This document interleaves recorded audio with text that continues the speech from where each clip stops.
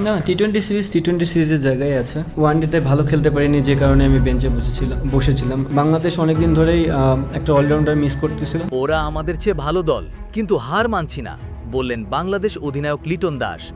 One day আর টেস্টে পরাজয়ের পর এবার টি-20তে শ্রীলঙ্কার মুখোমুখি টাইগাররা। শেষ কয়েকটা সিরিজে ব্যর্থতা, অফ ফর্ম, ব্যাটিং দুর্বলতা সব মিলিয়ে চাপের মুখে লিটন। তবু আশাবাদী টাইগার ক্যাপ্টেন। এই ফরম্যাটে কিভাবে খেলতে হয় আমরা জানি। শ্রীলঙ্কা হোম কন্ডিশনে ভালো দল, কিন্তু আমরাও 100% দেব। পিচ নিয়ে লিটনের মন্তব্য, উইকেট ভালো, ব্যাটার বোলার সবাই সুযোগ পাবে। বিশ্বকাপের আগে এই সিরিজটা হতে পারে বড় সুযোগ। লিটন জানিয়ে দিলেন, জিততে হলে ঝাঁপিয়ে পড়তেই হবে। আপনি কি মনে করেন টি-20তে ঘুরে দাঁড়াবে বাংলাদেশ? কমেন্টে জানান।